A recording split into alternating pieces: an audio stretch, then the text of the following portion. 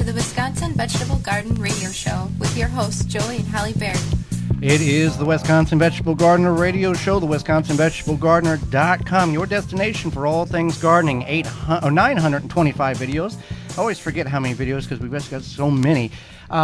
Twitter, Facebook, Instagram, the WisconsinVegetableGardener.com. You can find all that and a whole lot more there. Well, let's go to the ivorganics.com hotline and bring in our next guest, Holly. Christina Ward is a certified master food preserver for Milwaukee County. She is a Milwaukee native who teaches canning classes, volunteers in the community, and sells unique jams and jellies at local farmers markets. Christina is also an advocate for safe canning and food preserving. I have taken many of her classes and learned a great deal from her. She's also the author of the recent book, Preservation, the Art and Science of Canning, Fermentation, and Dehydration. Welcome to the program, Christina. Good morning, everyone. How are you? Well, thank you very much for taking time out of your day to join Holly, myself, and all of our listeners to make us safer when it comes to canning. It's always my pleasure to spread the good word about safe food preservation practices. So, in your book, you kind of touch on this, and it's a very nice book, well written. And I just want to ask, why do we need master food preservers in our communities? I think the MFPs and Master Food Preservers serve a really important role. And primarily, it's about getting the information, the latest and greatest scientific research out to people. And it's a way to teach it. I mean, we're so disconnected sometimes by what our grandparents did and what our parents did, and we want to know, but we also have to acknowledge that science moves forward, and we're smarter scientifically than we were, say, 50 years ago. And so the MFP, that job, that role, that volunteer role, is to get that science out to the community.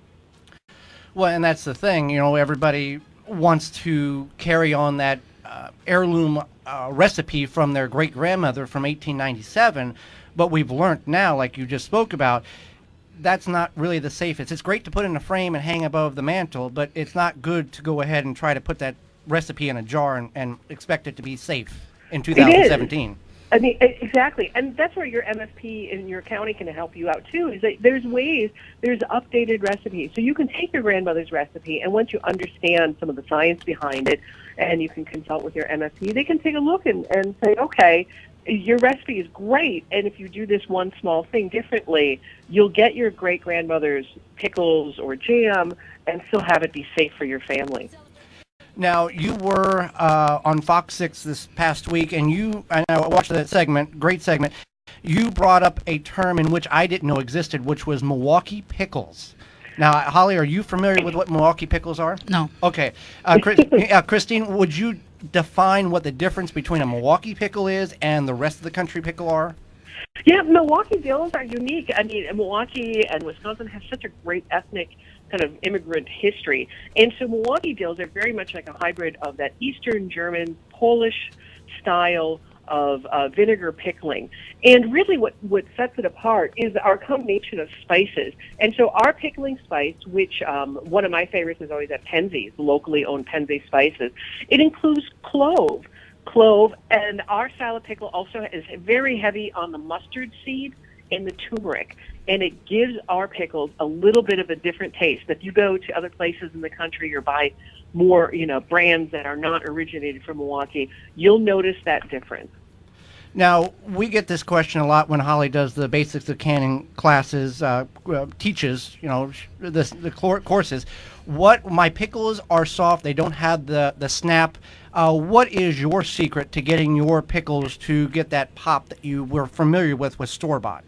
Yeah, absolutely. There's a couple different things, and it's always in the production. Your home production. First of all, I always say you have to think about what your goal is. If you're thinking about like the quote-unquote Vlasic style refrigerator pickles, you're never going to get that if you're canning them in a hot water process. And that's okay. So make refrigerator pickles and know that they're not going to last as long. If you're looking for the jarred, long shelf life pickles, then you're going to process them. And the mistake that most people make that results in a soggy pickle is that they're moving too slow. And what I mean by that is they're not using the freshest cucumbers they can possibly get. You want to use as fresh as possible. And then people are processing them too long. They're leaving them in the jars. You need to move with speed and purpose. Get those in the jar, get the pickling solution over them, get them processed, and get them out of the canner as soon as they're done. And that kind of goes with any canning procedure. You just don't want to lollygag around and take your sweet time. This is a time-sensitive thing.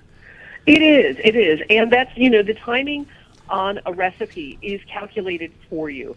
And there's a whole bunch of algebra and physics that goes into how long should a jar be submerged to create the vacuum seal, push out any extra oxygen, and make that safe. So, don't mess around and don't decide that, well, I'm going to only, process for half that time because of, I need to go and go out to lunch. You can't do that. If you're processing, if you're making stuff for food preservation, you need to kind of commit to the project and see it through to the end. Now, Holly and I are lazy. I'll admit that. I'm sure you're probably lazy in some aspects of life. But when it comes to canning, people, the recipe says need a ½ inch of headspace. Well, I've got a little extra. I'm just going to top the jar off, put it in the canner, and be done with it. There's a reason why there's a headspace requirement for all canning procedures, correct? Absolutely, and it goes back to that algorithm of there's a relationship between that negative space in the jar, the material, what you're canning, the jar, and the processing time. And so if you drastically change one of those elements, the results will be unsafe. Whether if you underfilled your jar, that means that there still could be oxygen in there, and if there's oxygen, there could be microbes, and you've just created this beautiful anaerobic environment. And anaerobic is the key, meaning without oxygen, because the deadliest of all of the microbes are anaerobic ones, and I'm talking about botulism.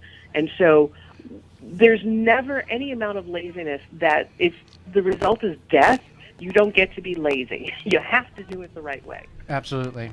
Thank you for touching on that. So if I see, and on that note, if I see a recipe just randomly shared online, maybe I'm looking at my favorite bloggers' recipes and they're showing a canning recipe or in a Facebook group or who knows where, should I assume it's safe? And how do I know?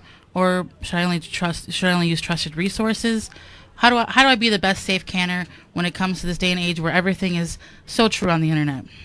Well, there's a combination of things you can do to arm yourself against unsafe practices. First of all, and that's what my book is trying to address with folks, is if you understand the basic scientific concepts of what you're doing and why you're doing it, you will be able to recognize when a recipe and a product is unsafe. For example, there are folks that are trying to can low-acid foods in a hot water bath, something low-acid, say like just a jar of potatoes. And they're like, well, we'll just boil it longer. Well, fundamentally, because you're not getting the temperatures to where they need to be to drive out any microbial life, you're making something unsafe. And if you know that super high temperatures are what kill botulism, you'll know when you see that recipe saying, that's not safe. When you're starting out, going to trusted websites is a good place to go. The Extension Service throughout the country, and the Center for Home Food Preservation has a vast repertoire of tested recipes that are free and available to access online, and that's a great place to start. Now, people have done canning for a number of years and different practices, and one question, we get a lot of questions, and I'm sure you do too, is my grandmother, and not mine, but this is the question. My grandmother, when she pulled the canning jars out of the canner, she would flip them upside down on the cabinet. What was the reason for that? And I know that is not a safe practice, but what was the mindset behind people who did that? Oh, and that's so funny. It's so funny how we have it's like an appendix memory. So we remember Grandma did it, and so we do it because that's what she did. But again, it comes back to understanding the science. A lot of folks actually didn't hot water bath things. They just didn't understand enough about germ theory to understand that high temperatures would kill microbes. So the old-fashioned way would be to pour paraffin wax over whatever the material in the jar was. And then after the wax begins to seal, they'd flip them over. And with the idea that you get a good seal, there's no oxygen. Well, now we know that that's just not true. How small microbes are, that there's no way that would happen. But again, so that memory of flipping jars has kind of passed along, even with the two-part lid. So this is something that people did in the 30s, 40s, and yet then started, even as modernity, as the new lids kind of came onto the market, they would still keep flipping jars. Again, so there's no need to do it. It's not really safe at all because, again, you can create some pressure against the lid as it's trying to seal. So, again, that's one of the reasons for the master food preservers and the idea of getting that information out there. What was safe in 1920 is not necessarily safe today. Thank you. And so, other than canning, real quickly, what are some other good ways anyone can preserve food? There's so many different methods and techniques out there. And so fermentation is enjoying a resurgence. And we're talking about like sauerkraut, kimchi, fermented pickles. So that's a great way to, again, a real fun to experiment with, trying that. And fermentation is essentially your bacterial farming. Instead of just driving out all microbes, you're inviting the good ones in and to create a form of acid to preserve the food. And the other one is dehydration. Again, removing any of the water. Removing water essentially extends the life of your food. So dehydration, again, another great method for preserving food. And you talked about, you know, the microbes and the disease and all that stuff that we're getting out of the jar, properly canning.